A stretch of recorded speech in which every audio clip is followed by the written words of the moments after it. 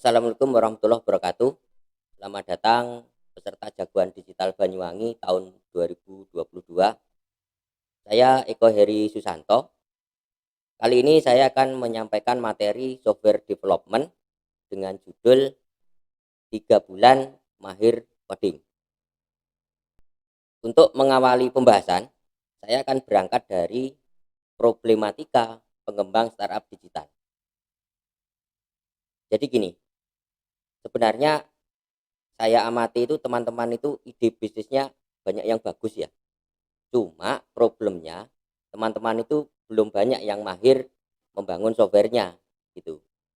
Umpamanya gini, sebenarnya teman-teman tuh tahu peta perjalanannya dari kota satu ke kota lain ya. Anggap saja dari Banyuwangi ke Jakarta. Misalkan lewat sini, sini, sini itu sudah tahu ya. Cuma masalahnya teman-teman ini belum banyak yang mahir nyetir kendaraannya gitu.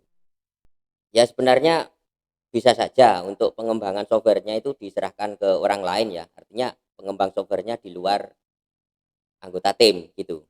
Cuma kan masalahnya biayanya mahal. Kan kita tahu honor programmer itu tidak murah kan ya. Itu masalah yang pertama. Kemudian masalah yang kedua, biasanya kebutuhan software di startup itu sangat dinamis ya. Perubahannya itu bisa terjadi sewaktu-waktu. Nah, bisa dibayangkan kalau pengembangnya itu di luar tim. Pastinya akan sulit untuk dikoordinir dan seandainya bisa, pasti butuh biaya tambahan kan gitu. Ya ujung-ujungnya modalnya ini besar. Pertanyaannya, ada nggak sih cara belajar pemrograman yang cepat? Saya punya strategi belajar programming dengan cepat ya. Ya insya Allah kurang lebih 3 bulan ini sebenarnya bisa kok. Caranya bagaimana? Saya punya filosofi seperti ini. Mundur 1 langkah untuk lari 1000 langkah. Baik, untuk menerapkan filosofi ini, maka strateginya gini. Yang pertama, ya memang kita harus tahu sasarannya dulu. Ibarat lari, nanti finishnya di mana kita harus tahu gitu ya. Nah, yang saya maksud sasaran itu adalah ide kita, ide Anda, yang nanti bisa diwujudkan ke desain tampilan atau UI UX design ya. User interface, user experience design. Itu yang saya maksud sasaran. Nah, kemudian untuk mencapai sasaran itu sebelum kita lari ya, kita mundur dulu. Saya umpamakan seperti ini. Kita mundur 1 langkah, nanti kita bisa lari lebih cepat gitu ya. Nah, yang saya maksud mundur itu nanti yang kita pelajari adalah ini yang pertama, kode mesin atau bahasa pemrogramannya biasanya kita kenal dengan assembler. Itu sebenarnya teknologi lama, itu teknologi tahun 1960-an ya. Dan ini sudah paten gitu. Itu yang saya maksud mundur yang pertama. Kemudian mundur yang kedua, masih ada soket programming. Ini juga teknologi lama, dikembangkan sekitar tahun 1980-an sampai 90-an. Nah itu. Nah kemudian setelah dua ini, nah yang start normal ini kan macam-macam ya. Kita tahu sekarang ada bahasa programan PHP, JavaScript, Flutter, Python, Golang, dan masih banyak lagi ya. Lah untuk bahasa yang sekarang ini bagaimana? Ya tinggal nanti kita pilih salah satu saja gitu. Mana yang mau kita gunakan. Nah dengan cara seperti itu, maka akhirnya kita bisa coding berdasarkan target UI UX-nya itu ya. Nah itulah akhirnya kita bisa lari lebih cepat 1000 langkah lebih banter. Itu filosofi belajarnya. Baik, untuk itu di materi ini pokok pembahasan kita ada 3 ya. Jadi yang pertama kita nanti belajar UI UX design. Sebenarnya kalau intensif ini butuh waktu kurang lebih 3 minggu ya. Bahan ajarnya pun sudah saya sediakan di link ini. Gitu. Kemudian yang kedua kita belajar kode mesin dan algoritma. Ini biasanya butuh waktu kurang lebih 1 bulan. Bahan ajarnya juga ada di link ini ya. Kemudian yang ketiga kita belajar soket programming. Nah, ini kurang lebih butuh waktu 3 minggu. Bahan ajarnya juga saya sediakan di sini. Nah, ini nanti sekilas saja saya terangkan ya konsepnya. Kemudian untuk lebih detailnya bisa diikuti di materi saya ya. Berarti dari sini total waktu untuk mempelajari ilmu yang tiga ini ilmu dasar ya. Ini kurang lebih 10 minggu atau 1,5 bulan. Nah, ada sisa waktu 1,5 bulan lagi, itu teman-teman bisa mempelajari pemrograman sesuai dengan kebutuhan ya, yang tadi pilih salah satu tadi. Baik, kita bahas sekilas tentang UI UX design ya. Nah, saya juga punya cara cepat untuk mendesain tampilan. Materinya di sini ya. Biasanya strategi saya gini. Yang pertama, kita tentukan dulu low fidelity desainnya. Berarti desainnya masih oret-oretan kertas ya. Nah, ini biasanya yang paling cepat saya menggunakan metode desain sprint. Jadi untuk bikin sketsa di kertas ini kurang lebih saya butuh waktu 1 jam. Biasanya gitu. Nah, kemudian dari low fidelity nanti kita jadikan yang high fidelity. Yang sudah mirip seperti desain tampilannya. Ini teman-teman bisa pakai Figma atau Marvel atau Adobe XD, Canva dan sebagainya ya.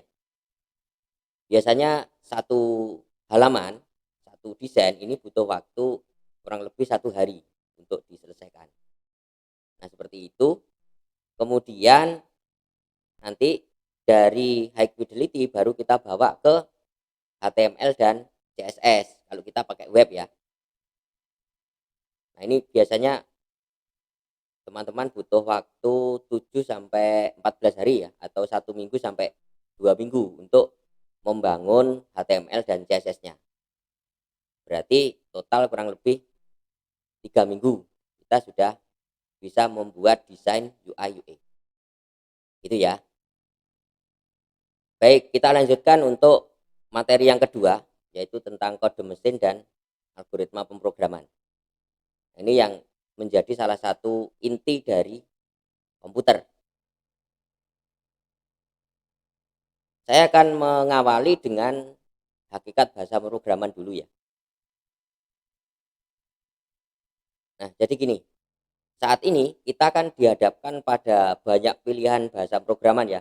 Ada PHP, JavaScript, C#, Python, Dart, Flutter itu ya, Golang, Go Language, Google Language, TypeScript, Java, dan masih banyak lagi. Ini seakan-akan banyak sekali yang harus kita pelajari gitu. Padahal sebenarnya bahasa-bahasa ini adalah bungkusnya dari bahasa C gitu.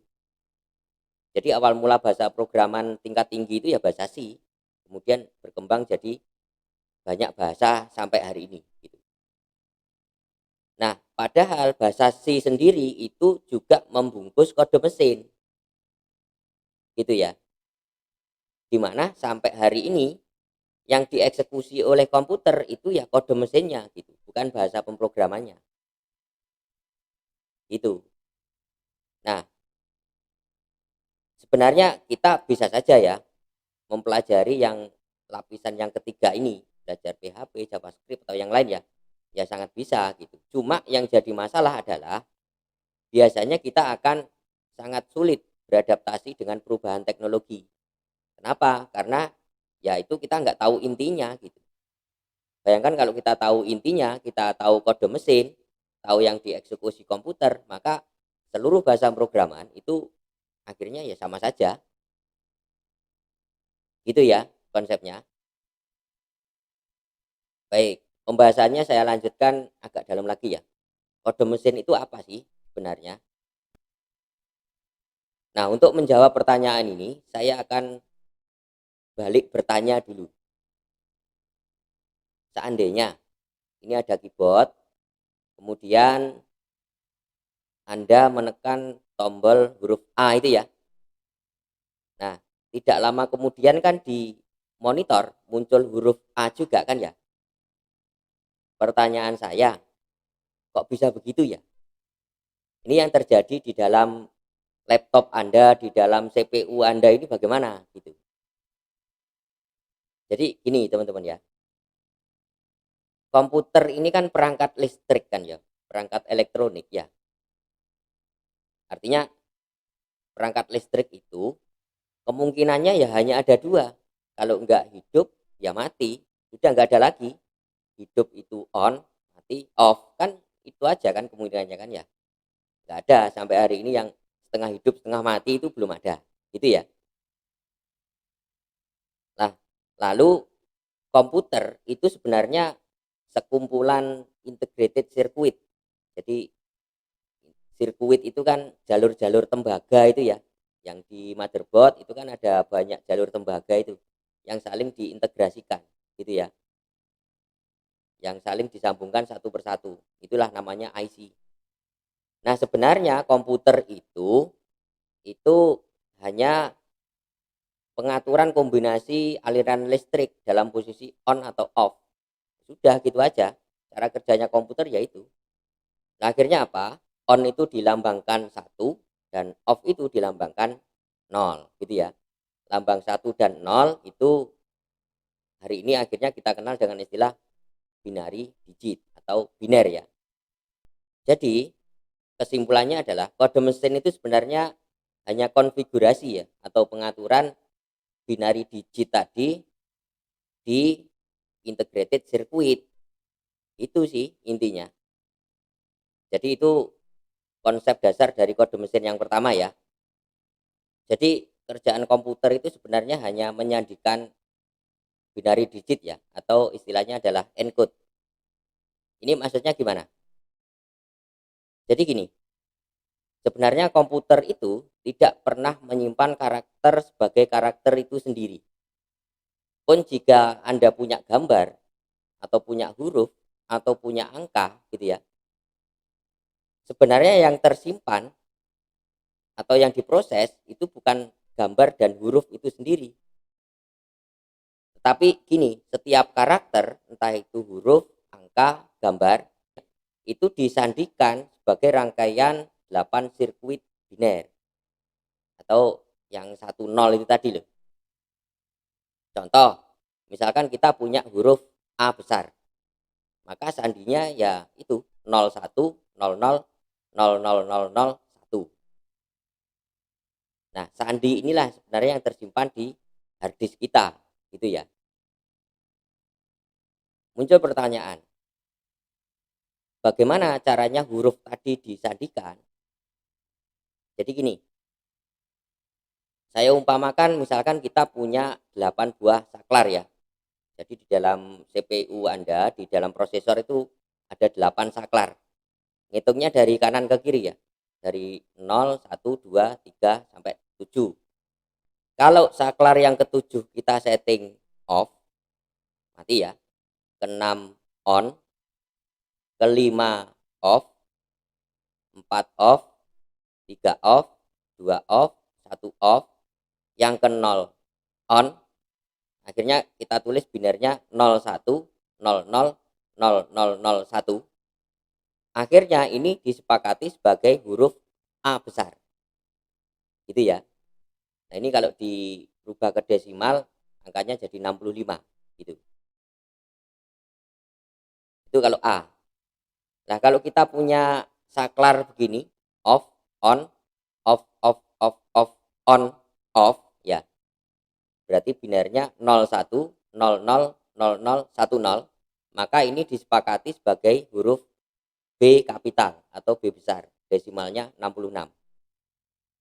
Dan seterusnya, kalau kita punya sandi seperti ini, off, on, off, on,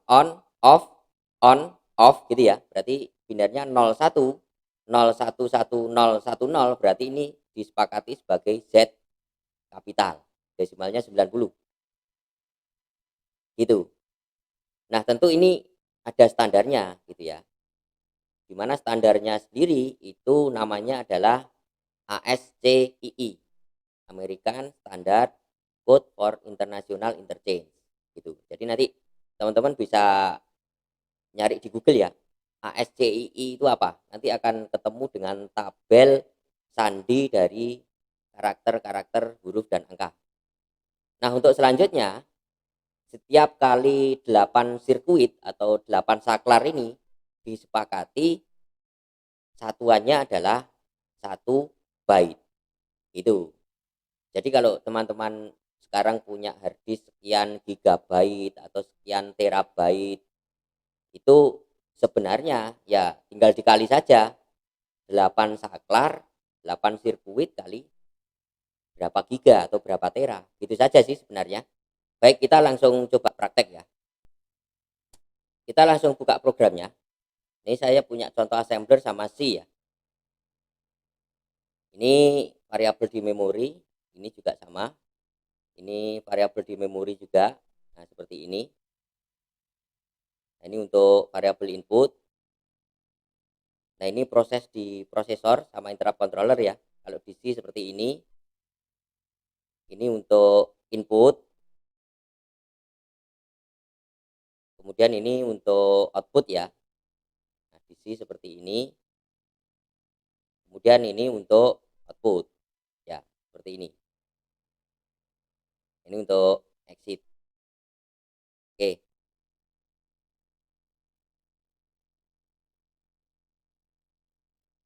Coba kita langsung eksekusi.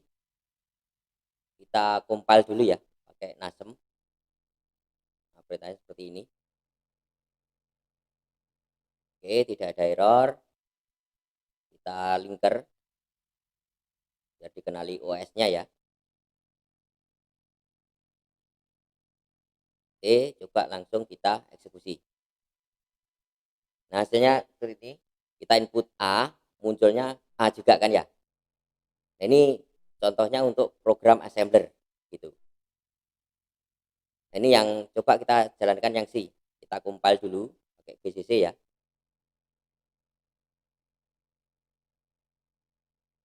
Oke. Nggak ada error. Coba langsung kita eksekusi. Kita input A. Nah, munculnya A juga. Ya. Nah, ini yang versinya bahasa C, ini yang versinya assembler. Nah, coba dari sini kita cek kode mesinnya ya. Saya pakai perintah objek dump. Perintahnya seperti ini. Saya pakai mesin i386, jenisnya Intel. Kemudian ini programnya yang tadi. Nah, ini kode mesinnya. Nah, kan sudah kelihatan bahwa sebenarnya biner gitu kan. 0101 kan ya. Nah, ini programnya kode mesin untuk assembler. Coba yang C bagaimana? Saya objek dump juga.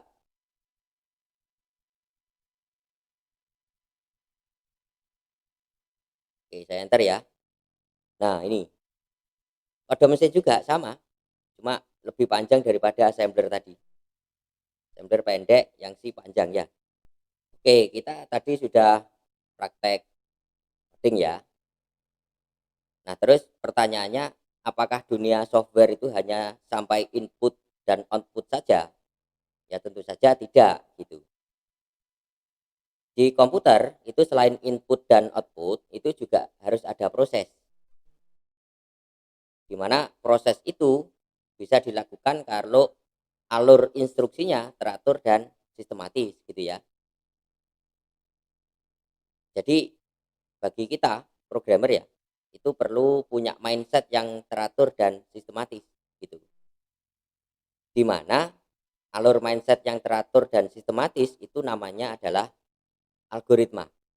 Jadi nanti untuk membuat komputer itu bisa bekerja, maka programmernya itu harus bisa mengimplementasikan mindset algoritma ke alur rangkaian digital itu tadi ya. Oke, muncul pertanyaan, apa sih algoritma itu? Baik, saya akan sedikit cerita tentang asal-usul algoritma ya. Jadi, zaman dulu ada seorang ilmuwan matematika muslim namanya Abu Ja'far Muhammad bin Musa al-Khawarizmi. Beliau lahir tahun 780 Masehi dan meninggal sekitar tahun 800 Masehi. Beliau ini menulis buku Al-Jabr Al-Muqabalah itu ya, yang akhirnya karena orang-orang Eropa, orang-orang Yunani, Inggris itu sulit untuk mengucapkan Al-Jabr, akhirnya berubah menjadi algebra gitu. Sampai di Indonesia menjadi Al-Jabar. Nah, di buku Al-Jabr itu Al-Khawarizmi menuliskan banyak sistematika cara berpikir yang teratur dan sistematis tadi gitu. Ya tentu saja notasinya dalam matematika.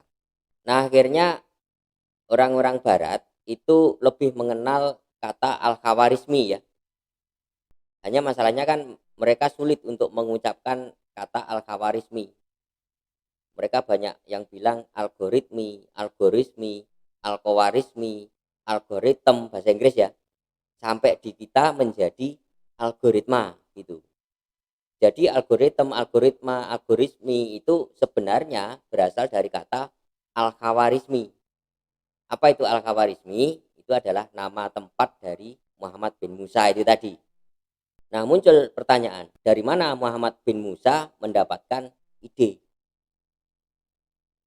Ternyata salah satu idenya itu berasal dari sini. Bismillahirrahmanirrahim. Ya ayyuhallazina amanu iza kungtum ila sholati dan seterusnya. Ini adalah Quran surat Al-Maidah ayat 6 yang artinya kurang lebih seperti ini. Wahai orang-orang yang beriman, apabila kamu hendak melaksanakan sholat, maka basuhlah wajahmu dan seterusnya ya. Nah, dari satu ayat ini kemudian Al-Khawarizmi itu punya pola pikir seperti ini. Ada 3 blok ya. Ada blok input, ada blok proses, sama ada blok output gitu. Contoh ya, studi kasusnya untuk yang Al-Maidah ayat 6 tadi ya. Blok inputnya mana? Contoh ini ada blok input junub ya atau tidak. Jadi entry-nya junub atau tidak gitu ya. Prosesnya bagaimana? Prosesnya jadi cek. Kalau kondisinya junub, maka lari ke blok benar gitu ya. Lari ke bagian benar. Nah, ketika benar ada pertanyaan lagi, ada air apa tidak gitu. Kalau ada air prosesnya bagaimana? Dicek ya. Airnya ada berarti langkah selanjutnya ya mandi, wudu, lalu outputnya ya sholat gitu. Sah untuk sholat gitu ya. Itu kalau ada air dan statusnya junub ya.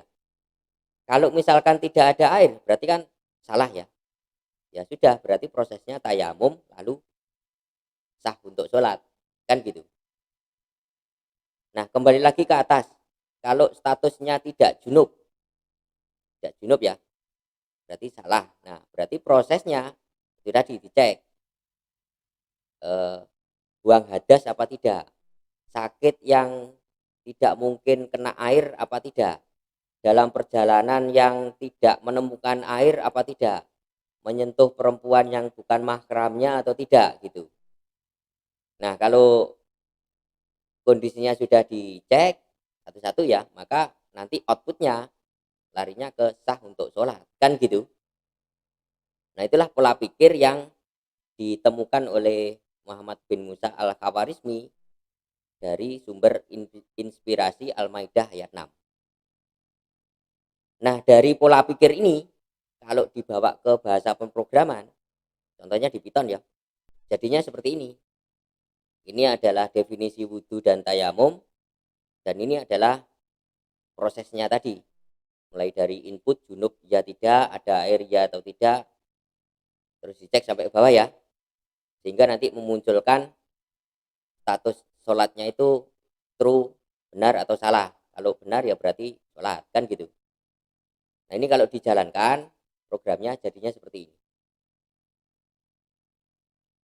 Gitu ya teman-teman ya untuk algoritma ya.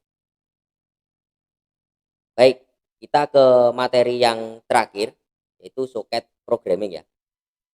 Saya awali pembahasannya dengan pertanyaan, apa sih soket programming itu?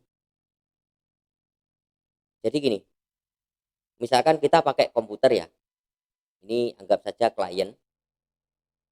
Nah, ketika ini ada komputer yang terhubung ke jaringan internet, pasti non jauh di sana ada komputer server gitu. Kita ngakses Google, berarti di non jauh di sana juga ada servernya Google kan gitu.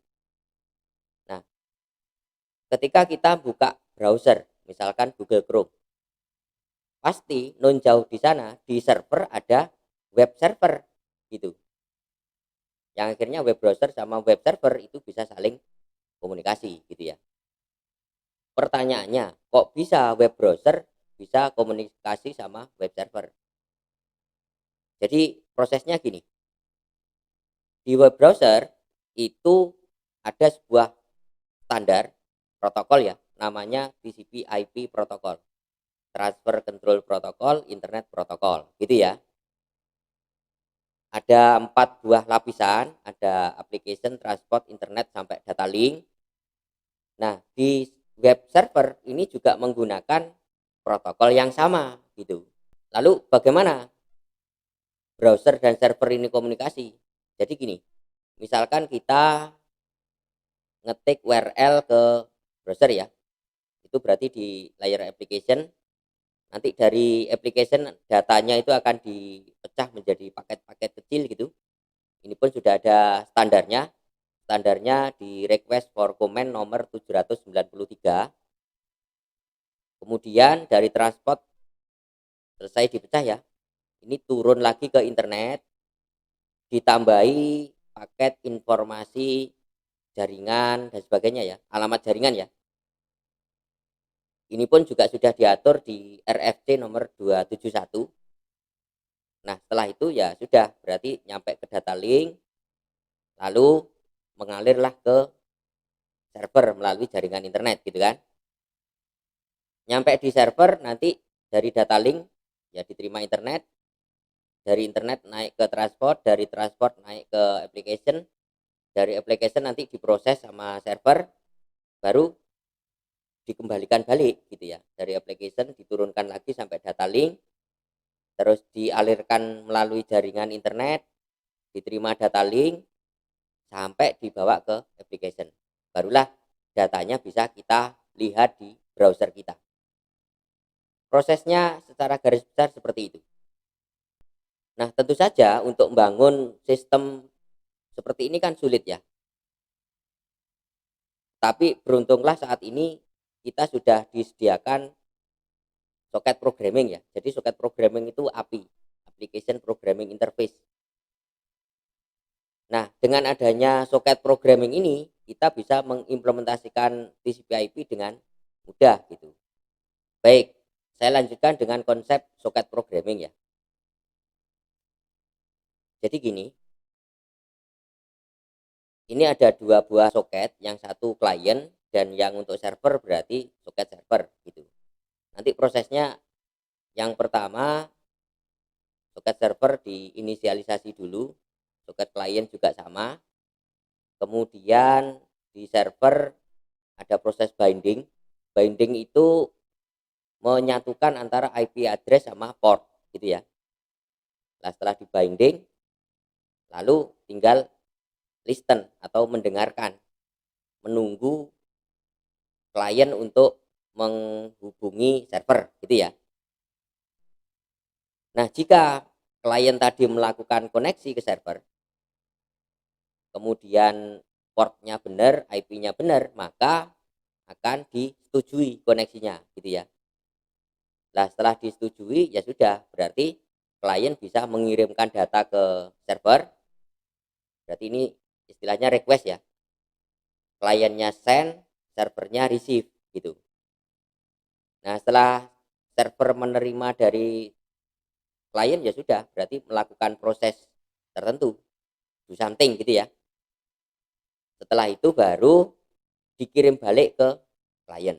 Jadi server mengirim balik ke klien. Berarti kebalik ya, yang send server, yang receive klien. Nah, inilah yang akhirnya disebut respon. Nah, setelah klien menerima data, ya tentunya diproses di sini, ada do something pastinya. Itu seterusnya sampai nanti klien itu menutup koneksinya dan server juga menutup koneksinya. Oke, itu konsep besarnya dari soket programming ya. Baik, kita langsung praktek. Kita buka programnya ya. Saya punya program seperti ini, pakai Java ya. Ini portnya. Nah, ini inisialisasi servernya. Ini accept. Nah, ini do something tadi ya.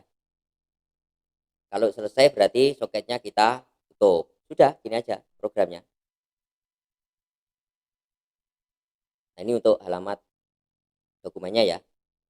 Baik, di folder ini coba kita bikin HTML sederhana. Saya kasih nama index.html ya. Saya bikin HTML-nya. Ini saya rubah lah ya. Oke. Terus saya tambahi heading. Ini aja lah ya.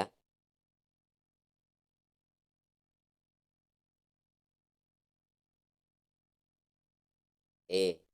Ini aja terus saya simpan ya. Lalu coba programnya tadi kita jalankan ya. Kita compile dulu. Oke, nggak ada error. Lalu kita eksekusi. Oke, servernya sudah start. Coba kita buka browser.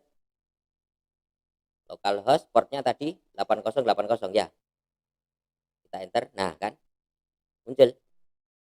Nah, ini dia. Berarti kita bisa bikin web server sendiri. Coba ini saya punya HTML. Kita ganti yang indeks tadi ya. Oke, saya replace saja. Nah, ini. Terus saya refresh. Nah, kan. Nah, ini jadinya. HTML kita bisa jalan di sini. Coba ya, kita bikin apa? PHP ya. Saya bikin file baru.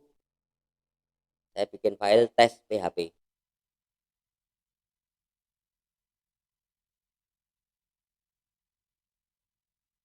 Oke, terus ini di PHP-nya saya bikin di sini. Coba saya looping ya. Pakai for aja ya. I1 I kurang dari sama dengan 5. 5 aja cukup ya. 5 kali perulangan. Lalu loopingnya saya tampilkan di heading.